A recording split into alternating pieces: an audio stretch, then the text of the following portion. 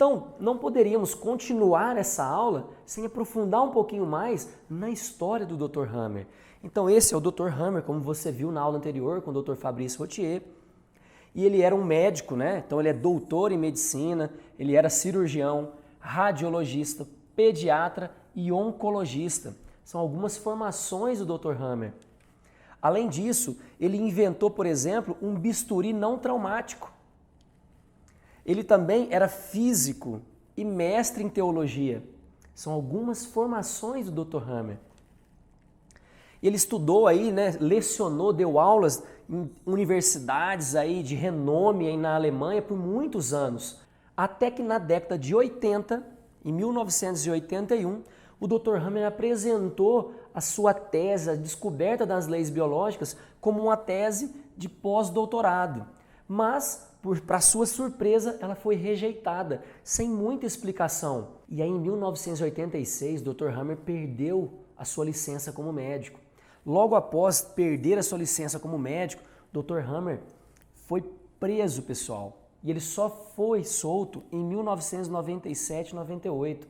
E um dos motivos pelo qual o Dr. Hammer foi solto foi porque, ao analisar os seus estudos, os seus relatos, os seus prontuários dos pacientes que ele atendia, mais de 6.500 pacientes que o Dr. Hammer tinha atendido com quadros de câncer, mais de 6.000 desses pacientes continuavam vivos 5 anos após o tratamento. O que a gente não vê isso, pessoal, em tratamentos atuais, utilizando a medicina clássica. Muitos pacientes que têm quadros de câncer, pelo próprio tratamento quimioterápico, radioterápico, acabam indo a óbito, até pela forma com que é passado, com que é sentido esse câncer, né? Que o câncer, ele é derivado da palavra tumores. O tumor, ele manda uma informação para você que é uma informação de morte muitas vezes.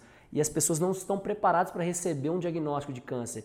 Então, o simples fato como você recebe essa informação, você já pode ativar outros programas biológicos de sobrevivência. Então, resumindo, mostrando mais uma vez para você, só trazendo aqui, o Dr. Hammer, então, teve mais de 6.500 pacientes tratados com pacientes oncológicos, né? Pacientes que tiveram câncer, e 6.000 desses pacientes continuavam vivos após 5 anos. Então, não tinha por que o Dr. Hammer estar preso por praticar uma medicina que levava as pessoas a óbito, que matava as pessoas, né? Porque ele estava indo contra, principalmente, ao sistema, ao modelo atual da medicina clássica.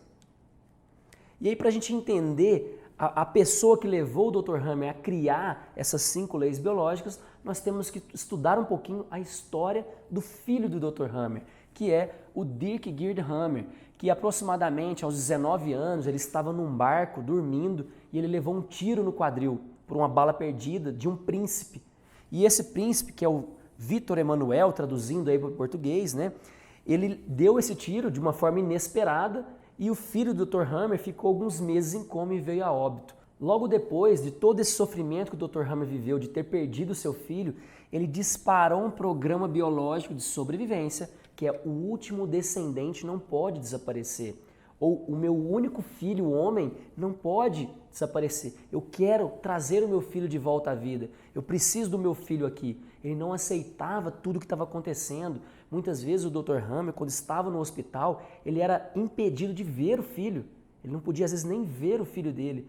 E todo esse transtorno que ele viveu durante meses do filho em coma fez com que o Dr. Hammer, após a perda do filho, desenvolvesse um câncer na região testicular.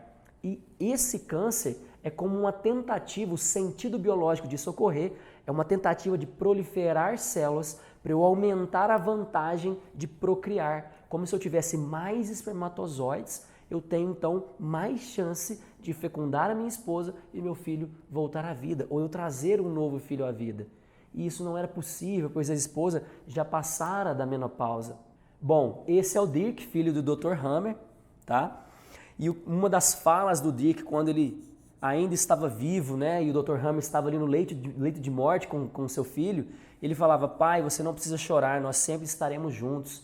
Então o Dr. Hammer sonhava com o Dirk várias vezes, né, que auxiliou nele aí a ter insights para começar a desenvolver as pesquisas dele, que foram baseadas aí principalmente nas tomografias cerebrais que nós vamos ver mais à frente.